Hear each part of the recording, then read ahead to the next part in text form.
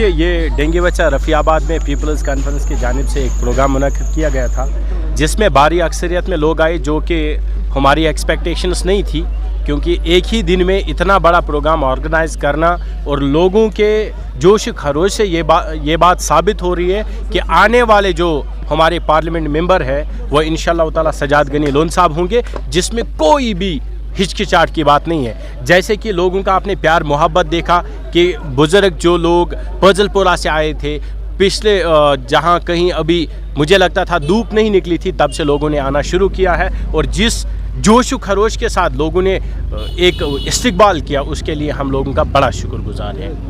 Sir, क्या कहेंगे, आपने अपने हरीफों को काफ़ी निशाना बनाया, क्यों, ऐसा क्यों?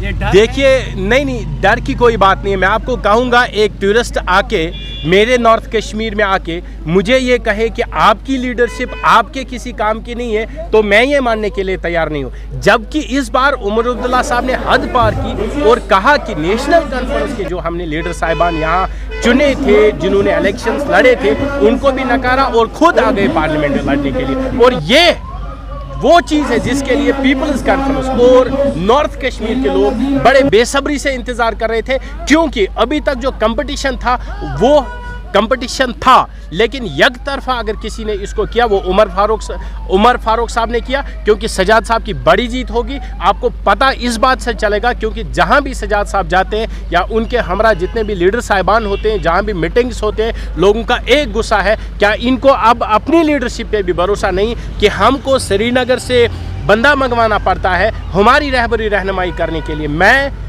नॉर्थ कश्मीर के लोगों को मुबारकबाद देना चाहूँगा जो ये जोश और वलवला दिखाते हैं। इस बात से ये अक्कासी की जाती है कि सजाद गनी लोन साहब पार्लियामेंट मेंबर होंगे। टूरिस्ट कहते हैं, उनका ये कहना है कि हम कश्मीर के हैं, हम इसी मादरे वतन के हैं, इसी सरजमीन पे हैं, हाँ। और इसी सरजमीन पे हम इलेक्शन लड़ेंगे, इसमें कोई टूरिस्ट वाली बात नहीं है। देखिए जनाब, आपका ये क्योंकि व्यूअर्स हैं, लोग बहुत सारे देख रहे हैं, सोशल मीडिया का ज़माना है, आप उठा के देख लीजिए अपना सोशल मीडिया और देख ले यंगस्टर्स, देख ले यूथ क्या सपोर्ट कर रहा है। आप मुझे दिखाइए कि ग्लोबल लीडर के तौर पर अगर आपको कोई नॉर्थ कश्मीर से आया जिसने कश्मीर की रिप्रेजेंटेशन हर जगह की, वो केवल सजाद गनी लोन साहब है। हाँ, एक बात में बढ़ोतरी है नेशनल कॉन्फ्रेंस की, वो बढ़ोतरी इस चीज़ में है जहाँ किलिंग्स हुई है, वहाँ किलिंग्स अगर महबूबा जी के दौर में 194 हुए, इन्होंने 4 से मंगवाए हैं। अगर पीएसए जैसे मुझ जैसा एक शख्स जिस पे पीएसए आयद किया गया, जो 6 महीने 19 दिन यूपी के जेल में बंद रहा, इस वजह से, क्योंकि पीएसए को